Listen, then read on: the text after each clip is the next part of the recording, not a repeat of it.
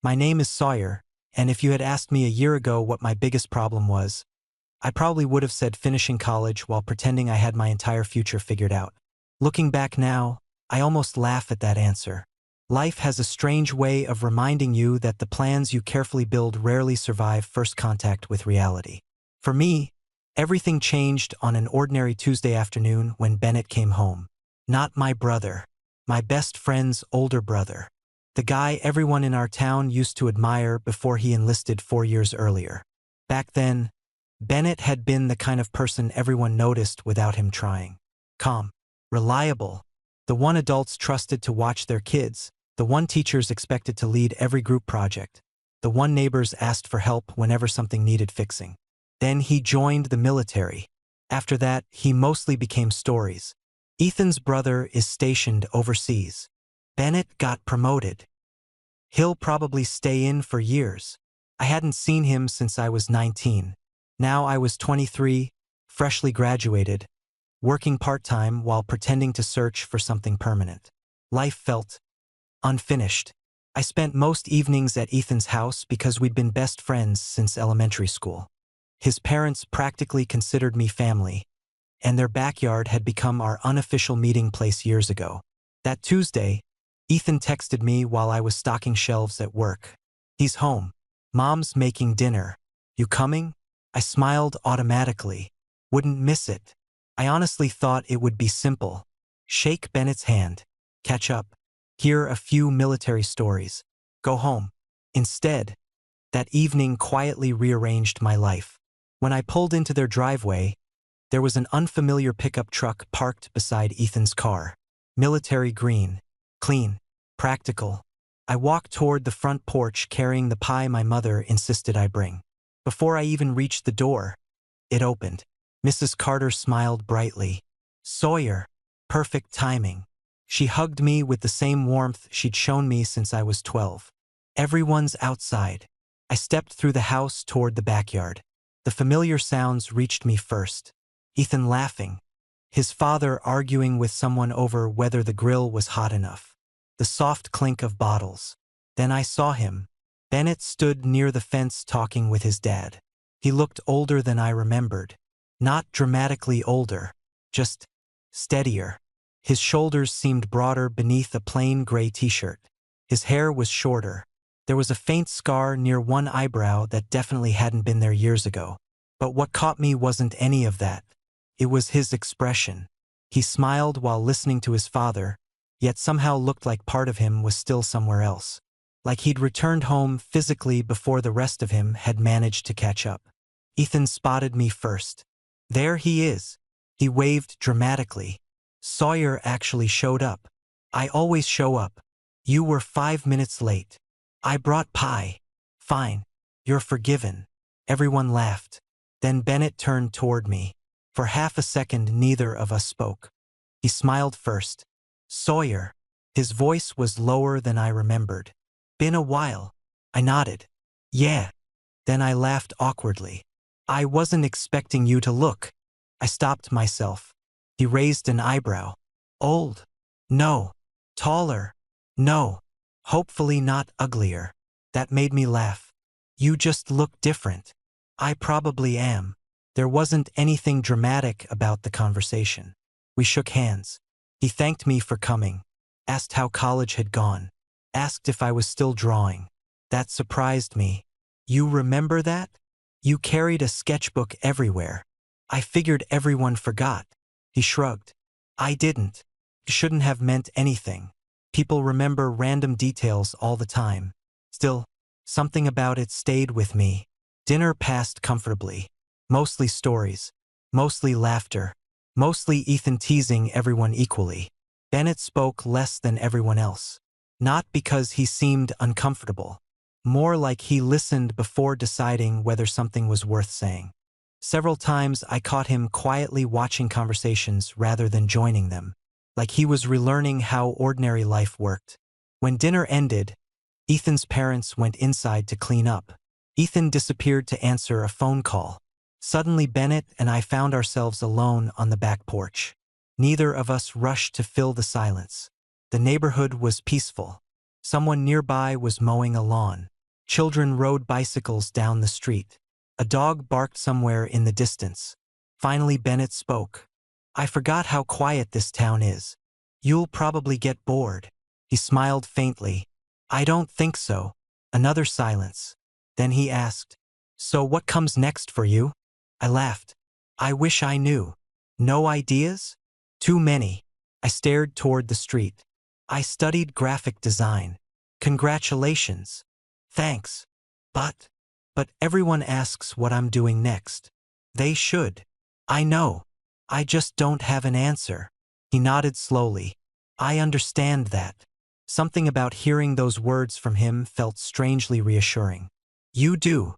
I came home with more questions than plans. I looked at him. That wasn't what I'd expected. People back home talked about Bennett like he'd returned completely transformed. Confident. Certain. Ready for the next chapter. Instead, he looked human. A little tired. A little uncertain. Just enough that I recognized something familiar. Ethan returned before either of us could continue. There you two are. He looked between us. Already solving the world's problems? Not yet, Bennett answered. We've only covered Sawyer's career crisis. Oh good. Ethan grinned. You can fix mine next. The evening ended soon afterward. As I walked toward my car, Bennett called after me. Sawyer. I turned around. If you're free tomorrow. He hesitated briefly. I'm cleaning out the garage. I blinked. Okay. Ethan promised to help. He definitely forgot. He absolutely forgot. We both laughed. I figured I'd ask someone more reliable. You know that's going to destroy his ego. I'm willing to risk it. I smiled. What time? 9. I'll be here. Thanks. Driving home, I couldn't explain why the conversation kept replaying in my mind. Nothing extraordinary had happened. No dramatic revelation. No instant connection. Just ordinary conversations. Yet one detail refused to leave me. Years had passed. Hundreds of people had probably come and gone from Bennett's life. But somehow, he still remembered the kid who carried a sketchbook everywhere. I didn't realize it then. That wasn't the important part. The important part was much quieter. For the first time in months, I found myself genuinely looking forward to tomorrow.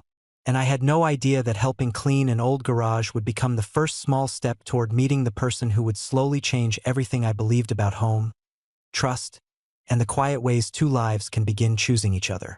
The next morning, I pulled into the Carter driveway at exactly 9. Mostly because Bennett had asked. Partly because I wanted to prove he hadn't been wrong about me being more reliable than Ethan. As expected, Ethan was nowhere to be seen. Bennett was already outside, sorting old boxes into neat piles across the driveway. He looked up when he heard my car. You actually came. You sound surprised. I hoped you would. He set another box down before walking over. Ethan texted 20 minutes ago. I smiled. Let me guess. He has food poisoning. I laughed. Again. Apparently. We both know he just wanted to sleep. We absolutely do. Neither of us seemed particularly disappointed. Guess it's just us. I think we'll survive. He handed me a pair of work gloves. I appreciate the help. No problem. The Carter garage looked like someone had stored 20 years of memories without ever throwing anything away. Old bicycles, fishing gear, holiday decorations, broken furniture, boxes labeled with years that stretched back before either Ethan or I had been born. Mrs. Carter poked her head through the kitchen door. Don't let Bennett throw away anything that says, important. He smiled. Mom. Half these boxes literally say important. Exactly. She disappeared back inside. I looked around. So, where do we even start? Bennett pointed toward the left wall. One box at a time. It wasn't exciting work. Mostly lifting, sorting, throwing things away. But conversation came easier than I expected. So, Bennett asked while carrying an old toolbox toward the driveway. How's your mom doing? I looked at him. She's good. Still teaching. 3rd grade. He nodded. I always liked her. She liked you too. I talked too much. You still do. He laughed quietly. Fair. A few minutes later, I found an old baseball glove buried beneath camping equipment. I held it up. This yours? He looked over. No. He smiled. Ethan cried for an hour because he thought he lost that. I should hide it again. I was thinking the same thing. Instead, he carefully placed it into a pile marked keep. That small moment stayed with me. Not because of the glove. Because he knew exactly what mattered to the people around him. Around noon, we found an old cardboard box filled with photographs. Bennett crouched beside it. Wow! He carefully picked one up. I stepped closer. The picture showed two little boys standing beside a homemade treehouse. One looked about 10. The other couldn't have been older than 6. Ethan. And me. He smiled softly. I remember building that. You built it. My dad let me use real tools. Were you actually old enough? Probably not. He handed me another photograph. This one surprised me. A neighborhood cookout. Kids running through sprinklers. Adults talking in lawn chairs. Near the edge of the picture stood a skinny teenager holding what looked suspiciously like a sketchbook. I stared. That's me. Bennett leaned closer. I thought so. You still have this? My mom keeps everything. I laughed. I looked terrified. You looked focused. I was hiding from people. I remember. I looked up. You do. You always found the quiet corner. I thought nobody noticed. I noticed.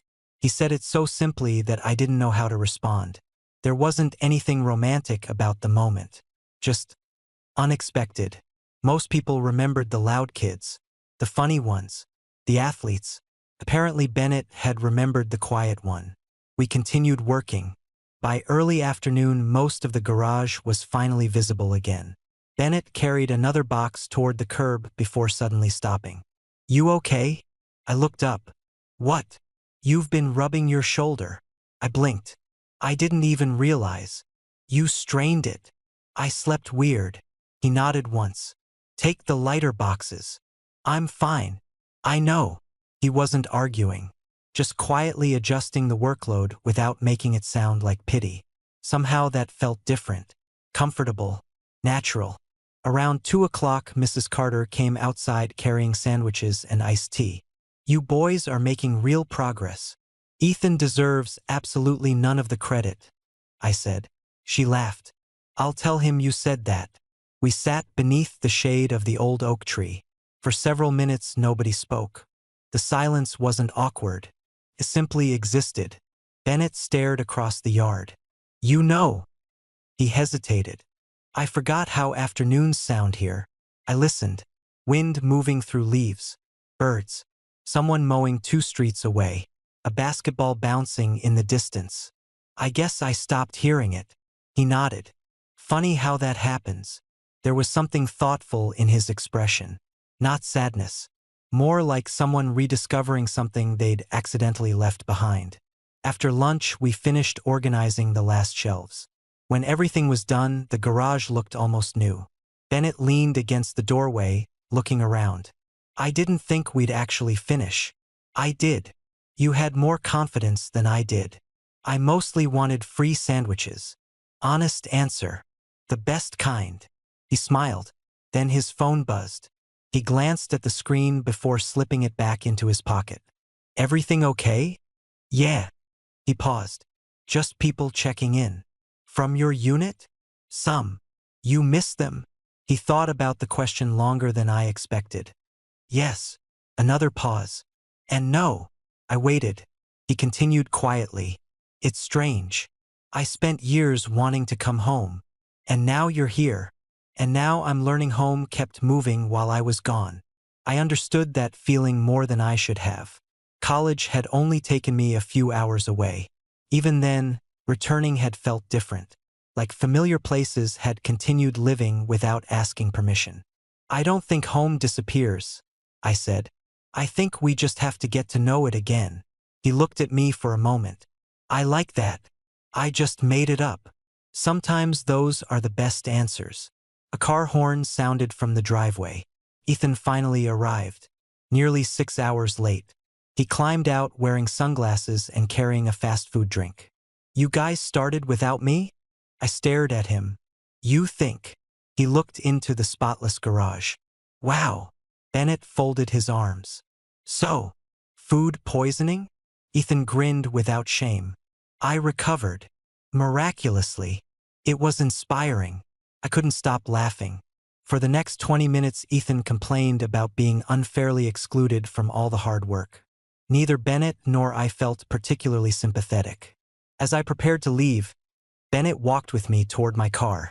Thanks again. You already thanked me. I'm doing it again. I'll allow it. He smiled. Then he asked, You busy Friday evening? I don't think so. My dad's helping a neighbor repair an old dock. I nodded. Okay. He invited me. Another pause. I thought you might want to come. I looked at him curiously. Why me? He didn't answer immediately. Instead, he looked toward the house where Ethan was unsuccessfully trying to convince his mother that arriving late had been part of his plan all along. Finally, Bennett looked back at me. Because talking with you feels. He searched for the right word. Easy. That single word settled somewhere inside me. Not because it sounded special. Because it was honest. No grand declaration. No dramatic tension. Just one quiet sentence. And somehow, it felt like the beginning of something neither of us understood yet. Sunday mornings at the Carter house had their own rhythm. Mr. Carter always read part of the newspaper before breakfast. Mrs. Carter insisted everyone eat before discussing plans for the day. Ethan somehow managed to arrive at the table looking as though waking up had personally offended him. Some things apparently never changed. I knocked on the front door a few minutes before 9. Mrs. Carter welcomed me inside before I could even ring the bell twice. You're just in time. I figured Ethan would already be awake. She laughed. Oh, that's optimistic. Sure enough, Bennett was already in the kitchen helping set the table. You made it. I said I would. I know. It was becoming a pattern. Neither of us made dramatic promises. We simply showed up. A few seconds later, Ethan wandered downstairs, still rubbing sleep from his eyes. I hate mornings. You hate alarms, Bennett corrected. I also hate mornings. You've hated mornings since 3rd grade. They've never improved. Breakfast was loud in the familiar way family breakfasts usually are. Mrs. Carter asked about everyone's week. Mr. Carter complained about the weather forecast. Ethan insisted he deserved sympathy because he'd accidentally stayed awake until 3 watching movies. No one offered any. Several times Bennett quietly reached for things before anyone asked, passing the orange juice to his mother before she looked for it, refilling his father's coffee, sliding the basket of toast closer to Ethan without interrupting the conversation. Tiny things, easy to miss, but once I noticed them, I couldn't stop noticing. He paid attention, not in a dramatic way, simply, constantly. After breakfast, Ethan announced he needed to leave. Seriously, I looked at him. You invited me over. I know, but Tyler needs help moving. You've known that for how long? He smiled sheepishly. Since yesterday. You forgot to mention it. I forgot a lot of things. Bennett laughed. That sounds accurate. Within 10 minutes, Ethan was gone. Mrs. Carter started cleaning the kitchen. Mr. Carter disappeared into the backyard to work on the garden. Without planning it, Bennett and I ended up carrying empty dishes into the kitchen together. Mrs. Carter looked between us. Would one of you mind taking those old books upstairs? She pointed toward 3 heavy boxes sitting near the hallway. They've been waiting for weeks. I'll help, I said. So will I, Bennett answered. The upstairs hallway hadn't changed since high school. Family photographs lined the walls. The same faded carpet creaked in exactly the same places. Bennett carried 2 boxes. I managed one. You definitely picked the heavier ones. I noticed. You planned that. I might have. His old bedroom door stood open. I paused. It looks exactly the same. It doesn't. I looked around. Bookshelves, a desk, baseball trophies. Nothing seemed different. He smiled. Look closer. I did. The military uniforms were neatly stored inside an open closet. Most of the teenage posters were gone. The shelves held fewer decorations and more books. The room hadn't frozen in time. It had quietly grown up. We set the boxes beside one wall. Bennett opened the first one. Mom keeps everything. I'm beginning to believe that. Inside were notebooks, old yearbooks, folders from school. He picked up a worn binder and laughed. I failed this chemistry test. You kept it. My mom did. What did you get? 48. I stared at him. No way. I was terrible. I refused to believe that. He handed me the paper. A large red 48% sat across the top. I've never enjoyed being wrong this much. I peaked in history. Apparently not chemistry. We both laughed. As we sorted through old papers, another notebook slid from one of the boxes. It landed open. Inside were pencil sketches, buildings, trees, people sitting on park benches. I blinked. You draw. His expression changed slightly. I used to. You never told anyone. There wasn't much to tell. I carefully turned another page. The drawings were good. Really good. Not perfect, but thoughtful, patient. The kind that spent more time observing than showing off. These are incredible. They're old. So, I haven't drawn in years. Why? He stared at the notebook for several seconds before answering. I got busy. The answer felt incomplete. Not dishonest. Just unfinished. I closed the notebook gently. I think that's different from stopping. He looked at me. I don't know. I do. He smiled faintly. You sound very certain. I stopped drawing for almost a year during college. What changed? I realized I missed who I was when I created things. The room became quiet again. Not uncomfortable. Reflective. Bennett rested one hand on the notebook. I used to sketch while waiting. Waiting. Buses. Appointments. Anywhere. It helped organize my thoughts. So why not now? He looked toward the window. I haven't really let myself be still. That sentence lingered between us. I understood it immediately. Not because I'd served. Not because our lives were similar. Because everyone eventually reaches a point where slowing down feels unfamiliar. Before I could answer, Mrs. Carter knocked lightly on the open door. There you boys are. She smiled. I completely forgot those sketchbooks. She looked at Bennett. You carried them everywhere. I remember. I thought you might start again after coming home. Bennett smiled politely. Maybe. She squeezed his shoulder briefly before leaving. Once she disappeared downstairs, neither of us spoke for a while. Finally I asked, would you? What? Start again. He looked down at the notebook. I wouldn't even know where to begin. I thought for a moment. Blank page. He looked at me. That's always where it begins. A slow smile appeared. That sounds like something you tell yourself. It is. Does it work? Not always. But sometimes. He nodded thoughtfully. I'll remember that. We packed the notebooks back into a smaller box. Except one. The sketchbook remained on the desk. Neither of us mentioned it. As we headed downstairs, Bennett stopped halfway. Sawyer. Yeah. I've spent the last few weeks feeling like everyone expects me to already know who I'm supposed to be now. I waited. You don't. You just. He searched for the words. Talk to me like I'm still figuring it out. Because you are. So are you. Exactly. For the first time since we'd met again, I saw something shift behind his eyes. Not happiness. Not relief. Recognition. Like he'd realized he didn't have to pretend certainty around me. We finished carrying the empty boxes downstairs. Mrs. Carter thanked us. Mr. Carter invited me to stay for lunch. I agreed without thinking. Later, while everyone else talked in the backyard, I noticed Bennett slip quietly back inside the house. 10 minutes passed. Curious, I walked toward the kitchen for another glass of water. As I passed the staircase, I glanced upstairs. His bedroom door remained open. Bennett sat alone at his old desk. The sketchbook lay open. pencil rested in his hand.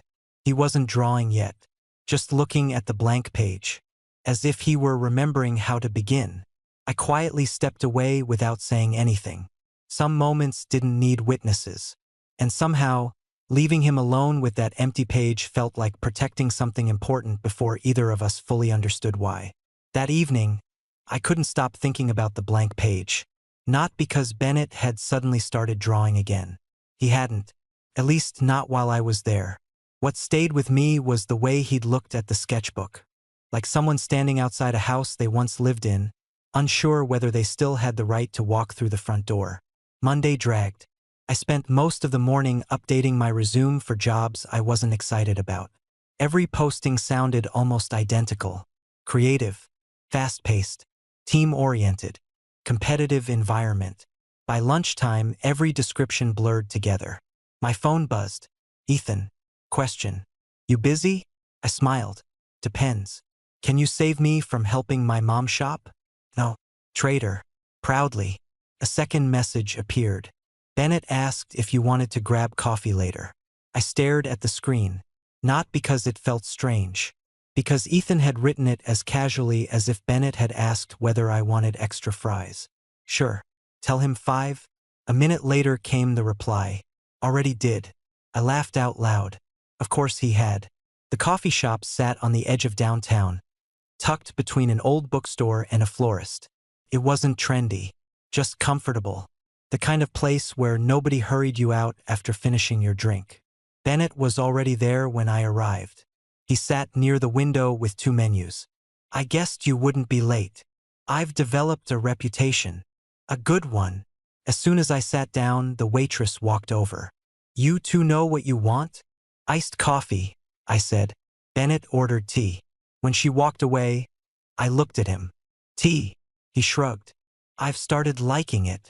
I don't think I've ever heard anyone sound apologetic about tea. I'm still adjusting. We both laughed. The conversation wandered naturally. No awkward catching up anymore. Just ordinary life. He asked whether I'd heard back from any job applications. I admitted I hadn't. He confessed he'd been putting off updating his own resume. You?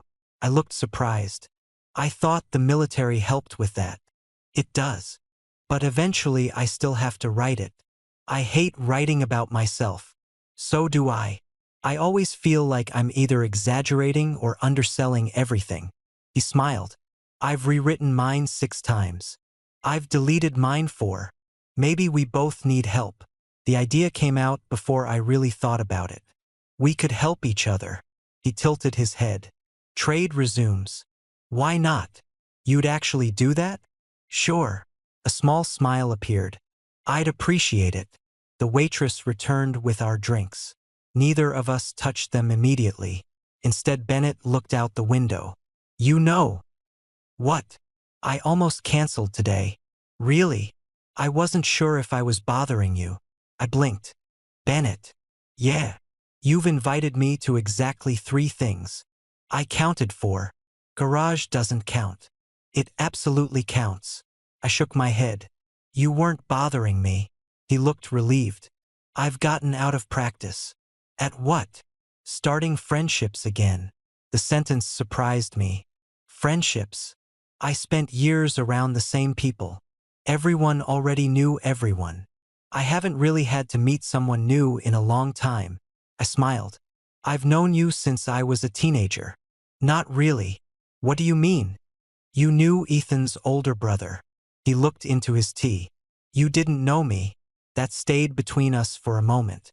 He wasn't asking for sympathy. He wasn't trying to sound mysterious. He was simply acknowledging that people changed. I guess we're both meeting someone new, I said. His eyes met mine. I think you're right. The bookstore next door caught my attention. You ever been in there? He turned. No. It's dangerous. Why? I always leave with more books than I planned. That sounds like poor decision-making. It's excellent decision-making. He laughed. Wanna show me? The question was so casual it barely registered. Now? If you're not busy. I wasn't planning on being. Neither was I. The bookstore smelled like old paper and fresh coffee. Wooden shelves stretched from floor to ceiling. Soft music played quietly through hidden speakers. The owner greeted me by name. "You disappeared." I was pretending to save money. "How'd that work?" "Poorly." She laughed. Bennett wandered slowly through the history section while I drifted toward art books. A few minutes later, he appeared beside me, holding a sketchbook. Not expensive. Simple. Black cover. Wire binding. I looked at it. He noticed. "What?" "Nothing." "You smiled." "I did." He turned the sketchbook over in his hands. "I figured." He hesitated. "Maybe blank pages aren't such a bad place to start." I tried very hard not to make too much of the moment, so I simply nodded. "I think that's a good idea." He added it to the small stack of books in his hands without another word. Later, while waiting in line to pay, I wandered toward a display of local photography. One framed picture caught my eye. Our lake, the same dock we'd repaired. Golden evening light. "It looks different." Bennett stepped beside me. "What does?" "The lake." He studied the photograph. "No, it looks the same." I frowned. "You don't think so?" "I think." He searched for the words. "You notice different things after you've been away." That answer lingered long after we'd left the bookstore. We carried our purchases back toward the parking lot. Halfway there, Bennett stopped. "What?" He pointed across the street. An elderly woman stood beside her car looking frustrated. One grocery bag had split open. Cans and vegetables were scattered across the sidewalk. Without saying anything, Bennett crossed immediately. I followed. By the time I reached him, he'd already gathered most of the groceries. "You don't have to do that," the woman said. "It's no trouble." He smiled warmly. "We're already here." He carefully checked each can before placing it into a spare reusable bag from the trunk. Not rushing. Not acting like he deserved thanks. Simply helping. When everything was packed again, she smiled gratefully. "I appreciate you boys." "It was nice meeting you," Bennett replied. As we walked back across the street, I glanced sideways at him. "What?" "You do that a lot." "Do what?" "Notice people." He looked genuinely confused. "She needed help." "I know. You would have helped too. Eventually." "You noticed immediately." He thought about that. "I guess I did." Then, almost as an afterthought, he asked, "Didn't you?" I smiled. "I noticed. But I was watching you." For just a second, he didn't know what to say. Then he smiled a quiet, almost shy smile that seemed to surprise even him. Neither of us realized it yet. But somewhere between blank sketchbooks, unfinished resumes, and helping strangers without expecting recognition, we were slowly building something neither of us had intended. Not through grand moments, through ordinary ones. The kind that quietly become unforgettable long before anyone thinks to give them a name. Tuesday afternoon, my inbox finally answered me. Unfortunately, it wasn't the answer I'd hoped for. "Thank you for your application." I didn't read the rest. I already knew what it said.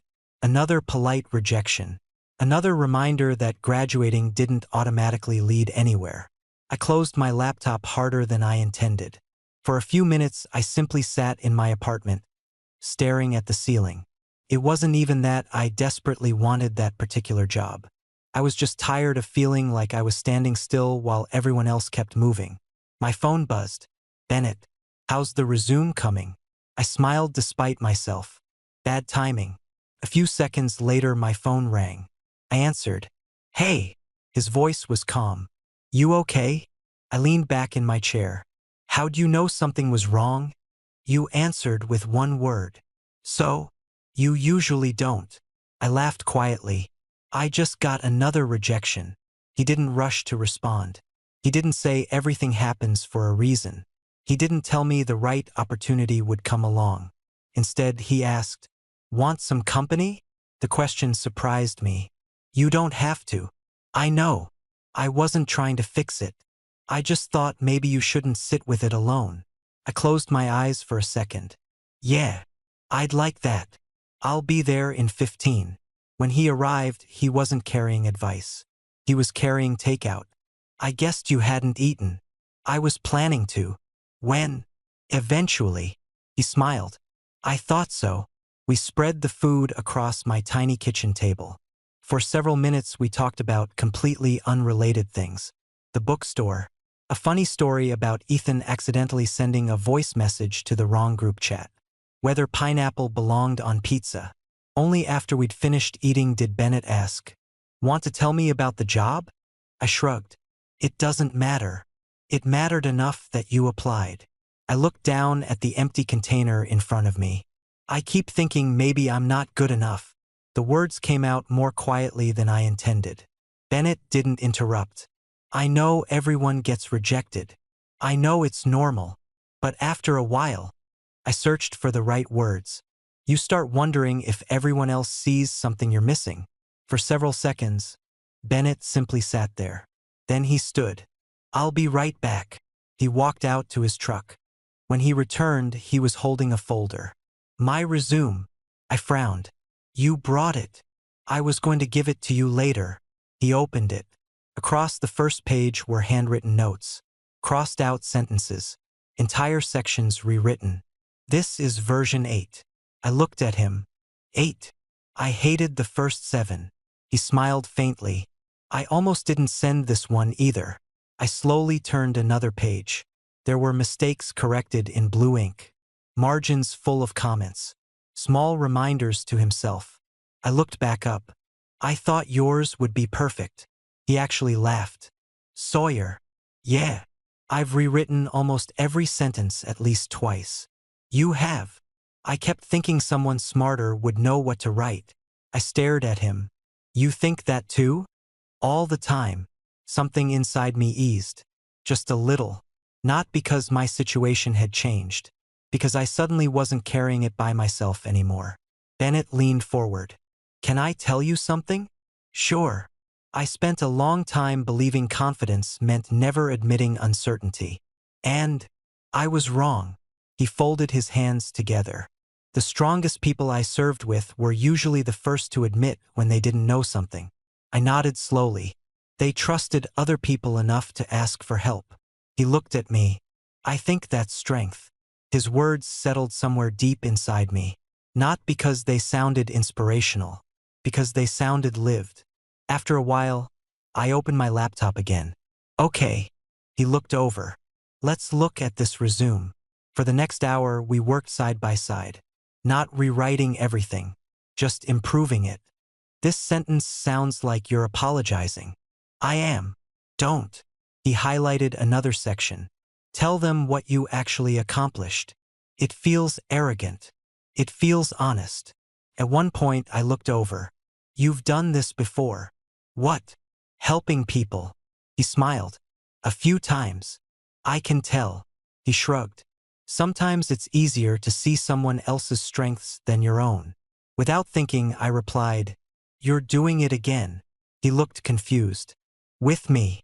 For a second, neither of us spoke. Then he smiled. "I guess I am."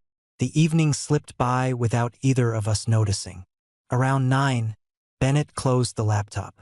"There." I looked at the finished resume. It wasn't dramatically different, just clearer, more confident. It sounded like someone who actually believed he deserved to be considered. I wasn't sure I would have written that version by myself. "Thank you. You did the work. You helped." He nodded once. "I'm glad." As he stood to leave, his eyes landed on the sketchbook sitting on my coffee table. "I brought something." He reached into his backpack. The black sketchbook from the bookstore. He placed it beside mine. I smiled. "You started." "A little." "You want to see?" He sounded almost nervous. "Only if you want me to." He opened the cover. The first page held a simple pencil drawing. Nothing elaborate, just the lake. The dock. Evening light across the water. I recognized it immediately. "You drew this from memory?" I tried. "It's beautiful." He shook his head. "It isn't finished." I studied the page again. "I don't think that's why you drew it." He looked at me. "Why do you think I did?" "Because you wanted to remember how it felt." His expression became very still. After several seconds, he quietly admitted, "Yeah." He closed the sketchbook gently. I haven't been able to explain that to anyone. You didn't have to. He looked at me with quiet gratitude. Sometimes people wanted explanations. Sometimes they simply wanted someone who already understood. As he reached the front door, I remembered something. Bennett. He turned. You said starting over begins with a blank page. I remember. I think maybe. I smiled. Resumes count too. He laughed. I think they probably do. After he left, my apartment felt unusually quiet. Not lonely, just quieter than it had an hour earlier. I looked at the two sketchbooks resting side by side on the coffee table. Mine, his, neither one was finished. Neither one was supposed to be. For the first time in a long while, I realized I wasn't only looking forward to hearing good news. I was looking forward to telling Bennett about it when it finally came. And that realization felt strangely significant, though I couldn't yet explain why. The next few days settled into a rhythm neither of us had planned. We didn't text constantly. Neither of us seemed interested in filling every quiet moment with messages. Instead, our conversations happened naturally. A question in the morning, a photograph of an oddly shaped cloud, a recommendation for a book, a terrible joke from Ethan that somehow involved both of us. Nothing dramatic, yet I found myself checking my phone more often than I used to, not because I expected something exciting, because hearing from Bennett had quietly become part of my day. Wednesday evening, I was sketching in the park when someone sat on the other end of the bench. I looked up. Bennett, you found me. He smiled. Ethan told me where you disappear when you're thinking. I looked toward the pond. Traitor. He accepted the title. He held up 2 cups.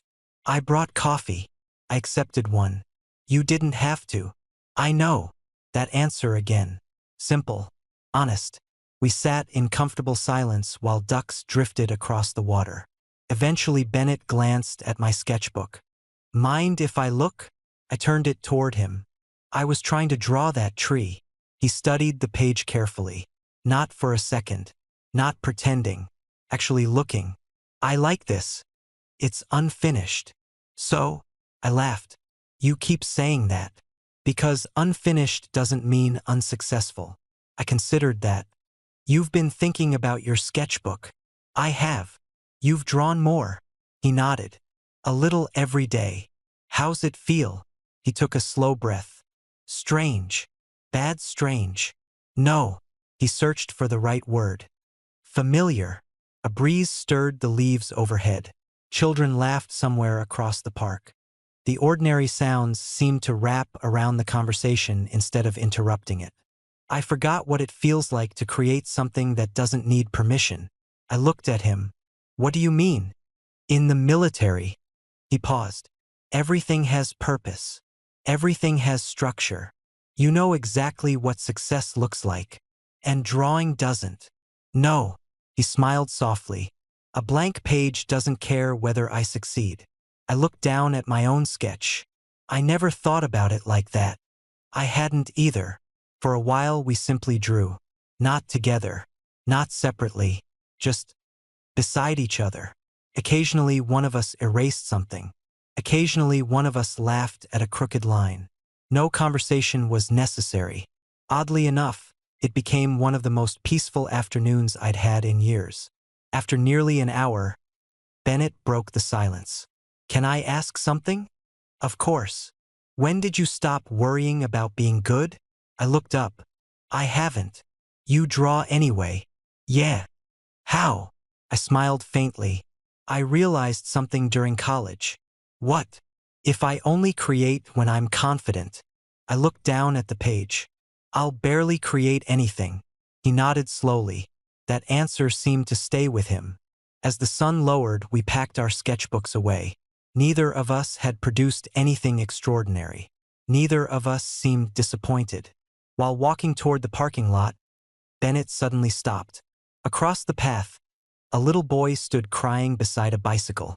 One training wheel hung loose. His father knelt beside him, clearly frustrated, searching through empty pockets. I left the wrench at home. The boy sniffled. I wanted to ride. Without hesitation, Bennett set his backpack down. I think I have one. He opened the small toolkit he apparently kept in his truck. Within minutes, he had tightened the wheel. The father looked relieved. I really appreciate this. No problem. The little boy stared at the repaired bicycle. You're really good at fixing things. Bennett smiled. I've had practice. The child climbed back onto the bike and wobbled happily down the path. As we continued walking, I shook my head. What? You seriously carry tools everywhere? He looked genuinely puzzled. Doesn't everyone? No. They should. I laughed.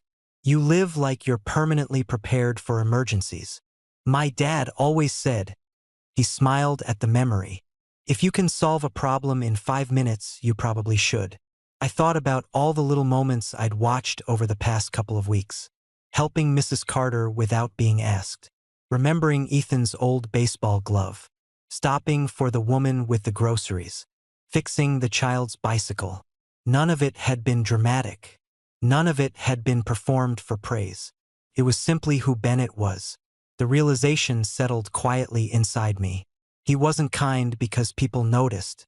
He was kind because he noticed. As we reached the trucks, Bennett leaned against the driver's door. I almost forgot. He reached into the passenger seat and handed me a folded envelope. What's this? Open it later. I frowned. You know that's suspicious. It isn't. You definitely made it sound suspicious. He laughed. Just trust me. When I got home, curiosity won almost immediately. Inside the envelope was a single sheet of paper. Not a letter. A printed job listing. At the top, someone had highlighted the company name. Attached was a handwritten note. Sawyer, my friend from the service works here now. He said they're looking for someone with your background. No guarantees, but he offered to pass your resume directly to the hiring manager if you're interested. I figured it was worth knowing about. No pressure. Bennett. I read the note twice, then a third time. What struck me wasn't that he'd found a lead. It was that he'd done it quietly, without making a promise, without telling me not to worry, without trying to rescue me. He had simply paid attention. He had remembered what mattered to me. And somewhere along the way, without either of us saying it aloud, my future had become something he was carrying with me instead of watching from a distance. That realization stayed with me long after the note was folded and carefully placed back inside the envelope. It wasn't the job opportunity that mattered most. It was knowing that someone had listened closely enough to remember my hopes and had chosen, in one quiet act, to help me keep walking toward them. The next morning, I sent the application before I had time to overthink it. Normally, I would have rewritten every sentence another 10 times. This time, I remembered Bennett looking at me across my kitchen table. Tell them what you actually accomplished. So I did. Then I hit submit before fear could convince me otherwise. For the first time in weeks, I didn't stare at my inbox afterward. I closed my laptop and went for a walk. Felt healthier somehow. Around noon, my phone buzzed. Bennett. Application sent? I smiled. Already done. 3 dots appeared almost immediately. Then disappeared. Then appeared again. Finally, he replied. Good. That was it. No, you'll definitely get it. No, everything will work out. Just one word. For some reason, I appreciated that more than false certainty. Later that afternoon, Ethan called. You've been stolen. I frowned. What? My own brother likes hanging out with you more than me. I've known you for 15 years. Exactly. So technically I found you first. I laughed. Should I apologize? No. Pause. But maybe admit I'm your favorite. I don't think that's how favorites work. It absolutely is. Another pause. Then his tone became more genuine. You know. Yeah. I haven't seen Bennett like this in a while. What do you mean? Calmer. I leaned against the kitchen counter. I figured he'd be happy to be home. He is. It's different. Ethan searched for words. When he first got back, he spent most days sitting on the back porch, doing nothing. I thought he was resting. He was. But not really. And now he actually leaves the house. I hadn't realized it. Coffee. The bookstore. the park, the lake. Without discussing it, we'd quietly started giving each other reasons to go somewhere. I think he's adjusting. I think you help. The words caught me off guard. I don't think I'm doing anything. That's exactly why. Before I could ask what he meant, Ethan changed the subject completely. So, you want to help me move a couch Saturday? There it is. I knew you'd eventually ask for something. I believe in timing. Saturday arrived bright and unexpectedly cool. The couch turned out to be far heavier than Ethan had claimed. This thing weighs 1,000 pounds. It does not. It absolutely does. Bennett walked through the front door carrying another toolbox. You two started without me? You volunteered too late, Ethan answered. I volunteered yesterday. Exactly. Within minutes, the three of us were trying to maneuver the couch through a hallway that suddenly seemed far too narrow. No, Ethan frowned. Turn it. We are turning it. The other way. There is no other way. Bennett stayed surprisingly calm. Sawyer. Yeah. Take one step backward. I did. Ethan. What? Stop pushing. I'm helping. You're making geometry impossible. I burst out laughing. Even Ethan couldn't argue with that. 5 minutes later, the couch somehow fit. I told you we'd get it. Ethan sounded entirely too proud. You contributed confusion, Bennett replied. That's still contributing. Afterward, we collapsed into lawn chairs in the backyard. Mrs. Carter appeared with homemade lemonade. You boys earned this. I almost earned a back injury, Ethan corrected. You'll survive. I hope so.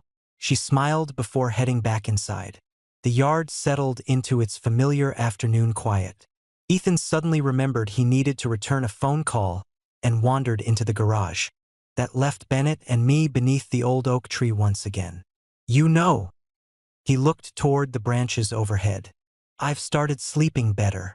I smiled. Really? A little. That's good. I think having ordinary days helps. Ordinary. I forgot how valuable ordinary can be. He leaned back in the chair. For a long time, every day had a schedule. Every decision already made. And now I wake up wondering what the day might become. I laughed softly. That terrifies me. It used to terrify me too. What changed? He looked across the yard where sunlight filtered through the leaves. I stopped treating uncertainty like failure. I thought about that. I've been doing exactly that. I know. I looked over. You know? You apologize every time you don't have an answer. I blinked. I do. You've done it at least 6 times. I tried to remember. He was right. I never noticed. I don't think you needed to. The conversation paused while a squirrel darted across the fence. Then Bennett asked quietly, Can I tell you something strange? Always. When I was overseas. He hesitated. I used to think about this tree. I looked up at the enormous oak stretching above us. This one. He nodded. Why? I don't know. I'd picture sitting right here. The shade. The wind. The sound of everyone inside the house. He smiled faintly. I miss things I never thought about before. I followed his gaze into the branches. I guess that's what home really is. What? The things you don't realize you're carrying until they're gone. For several moments, neither of us spoke. Then Bennett quietly said, Yeah, I think that's exactly what it is. Ethan returned carrying 3 ice cream sandwiches. I bring gifts. You disappeared for 20 minutes. I was making an important phone call. You forgot. I absolutely forgot.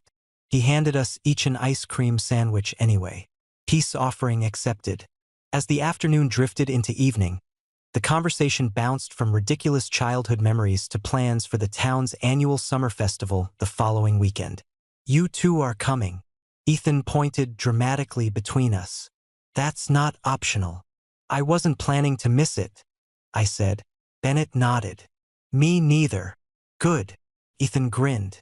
I refuse to wander around alone while every couple in town holds hands and wins stuffed animals. I laughed. We're not responsible for your social life. You are now. Bennett looked at me with quiet amusement. We probably are. For the rest of the evening, none of us thought much about the festival. To Ethan, it was just another tradition. To me, it sounded like another fun weekend. To Bennett, I wasn't sure. But as the sun disappeared behind the trees, I noticed something that made me smile. For the first time since he'd come home, he wasn't watching everyone else enjoy the afternoon. He was simply part of it. And somehow, without either of us noticing exactly when it happened, that had started to feel completely natural. The annual summer festival had always been the biggest event in town. When we were kids, it meant cotton candy, carnival rides, and trying to win stuffed animals that were somehow always just out of reach.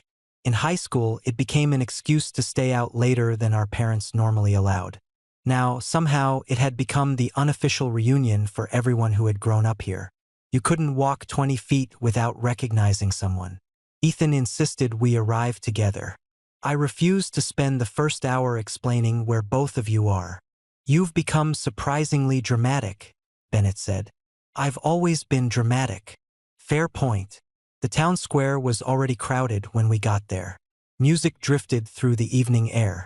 Children darted between booths carrying balloons nearly as tall as they were. Local artists displayed paintings beneath white tents. Food trucks lined the edge of the park. It smelled like grilled corn, fresh lemonade, and cinnamon. Okay, Ethan announced. I have priorities. Food, I guessed. Obviously. He pointed toward a barbecue stand. You two coming? I'll catch up, Bennett said. I want to look around first. Ethan looked at me. You? I'll stay with Bennett. Traitors. He walked away muttering dramatically about abandonment. Bennett smiled. I think he'll survive. I give him 5 minutes before he finds someone else to talk to. Probably less. We wandered slowly through the rows of booths. Nobody hurried. Nobody seemed to have anywhere more important to be. At one stand, a local potter recognized Bennett immediately. I heard you were home. I am. It's good to see you. You too. The conversation lasted less than a minute. As we walked away, I noticed Bennett looking thoughtful. You okay? Yeah. What is it? He glanced back toward the booth. I forgot how many people remembered me. You grew up here. I know. I just wasn't sure. He stopped. Weren't sure what? If I'd still belong. The sentence was so quiet I almost missed it. You do. He looked at me. You never stopped belonging. He didn't answer immediately. Instead, he smiled with that same thoughtful expression I'd begun to recognize. I hope you're right. We stopped beside a booth selling handmade journals.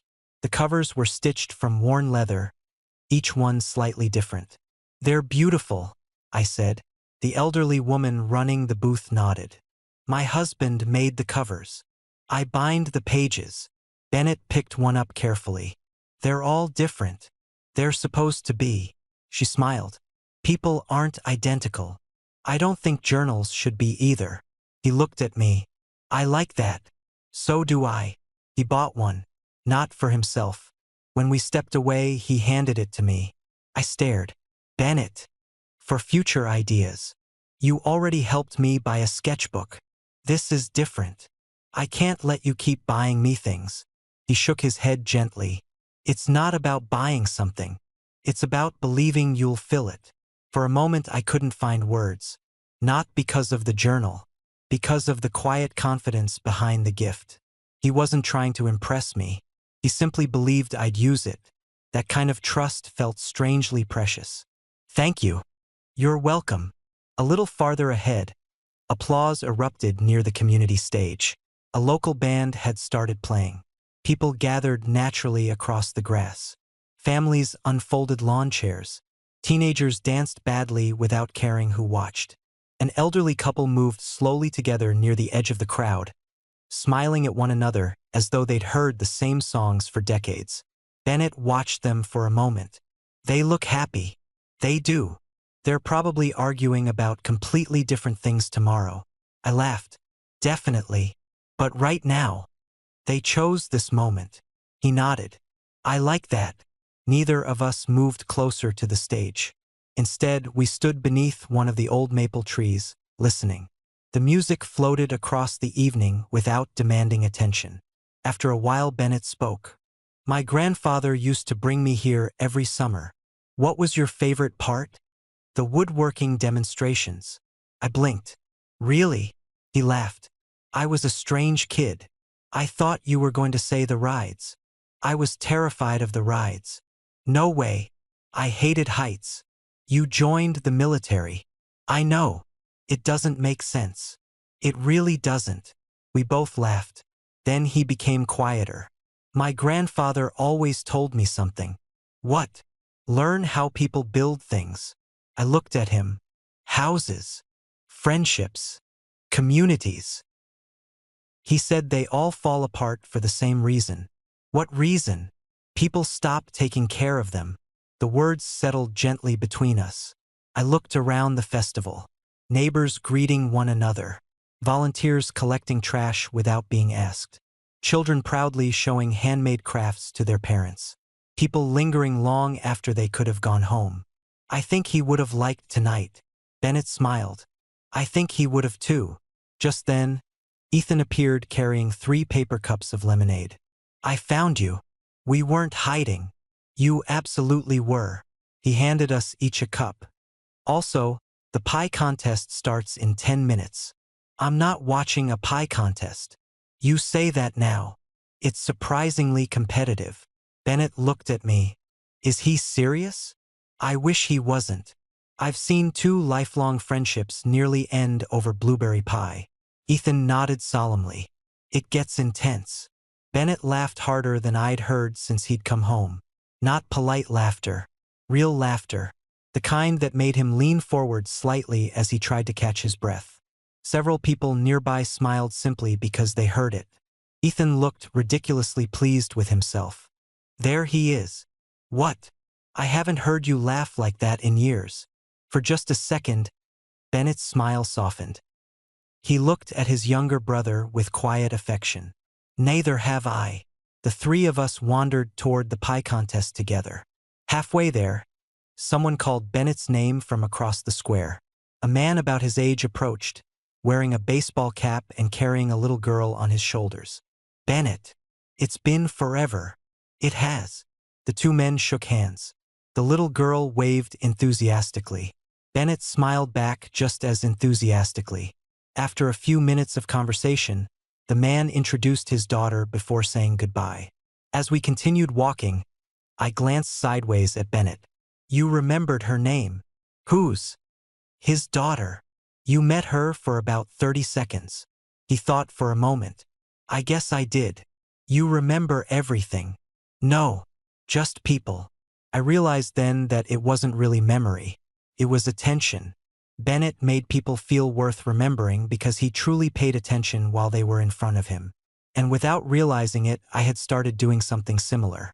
Whenever something interesting happened, whenever I saw something beautiful, whenever I had a piece of good news or a moment of doubt, my first thought had quietly become, I should tell Bennett. The realization arrived so naturally that it didn't frighten me. It simply felt true. And somewhere deep inside, without either of us saying a word about it, our ordinary friendship had begun to grow roots strong enough that both of us were already carrying pieces of each other's days. A week after the festival, I got the email. I almost ignored it. After so many polite rejections, I developed the habit of expecting disappointment before I even opened my inbox. This one was different. We would like to invite you for an interview. I read it twice, then a third time. I still wasn't sure I believed it. The first person I thought about wasn't my parents. It wasn't Ethan. It was Bennett. Before I could overthink it, I called him. He answered on the second ring.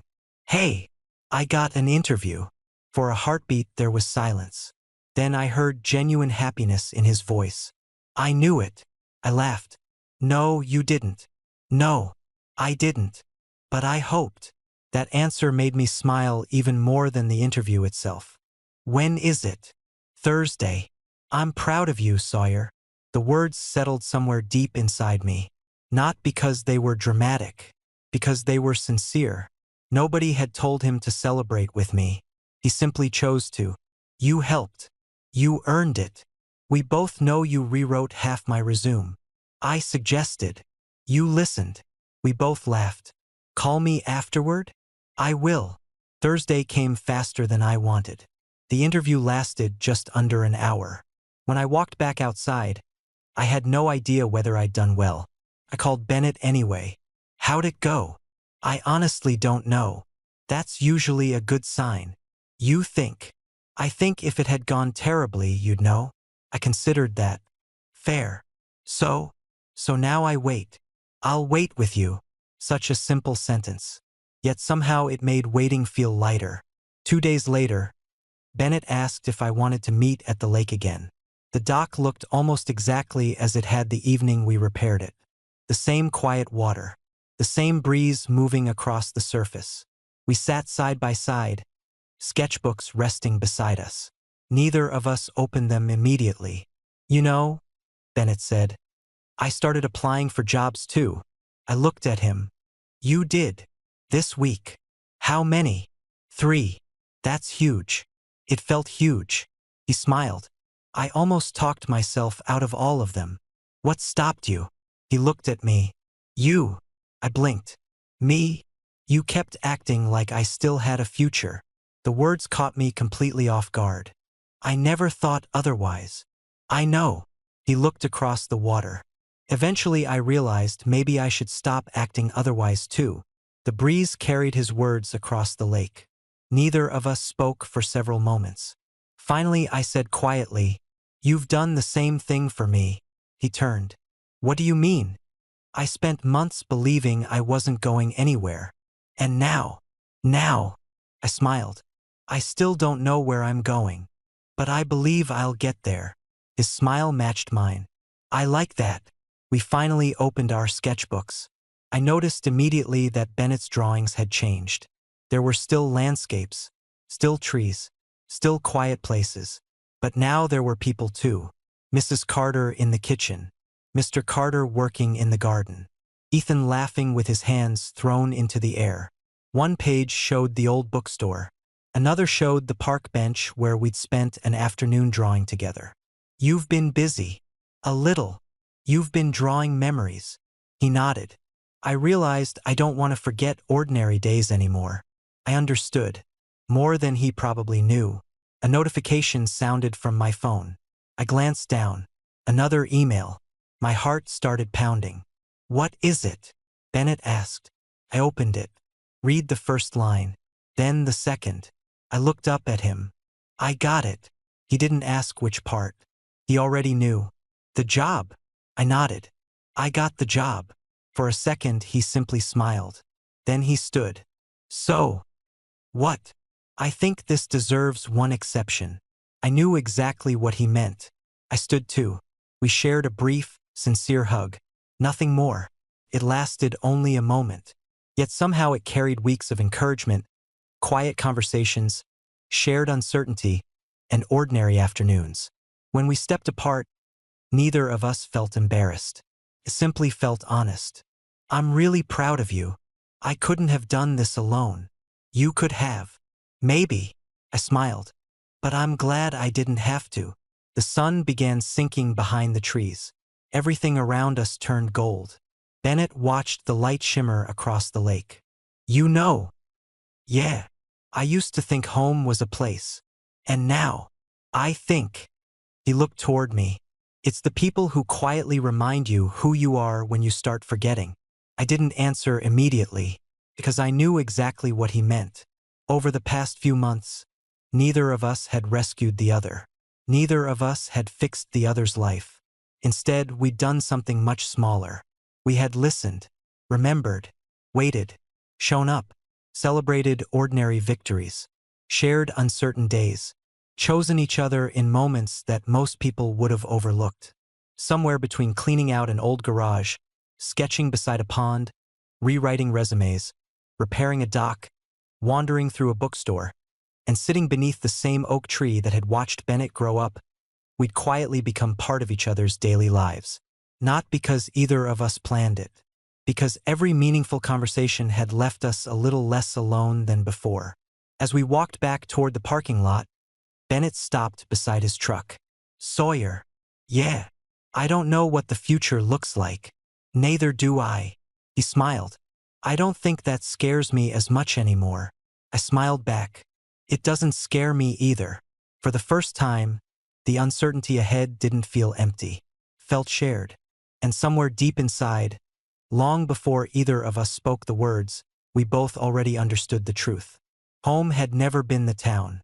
It had never been the lake. It had never been the old house on the corner. Home had slowly become the person who remembered the smallest details, noticed the quiet changes no one else saw, believed in your future on the days you couldn't see it yourself, and chose to keep showing up not through grand gestures, but through ordinary moments, one day after another. Looking back now, I don't remember exactly when friendship became something deeper. There wasn't a single moment. There wasn't one conversation that changed everything. There were hundreds of small ones. And in the end, that was what made it unforgettable. Not because we built our relationship on dramatic declarations, but because, long before either of us realized it, we had already become each other's safest place in the world.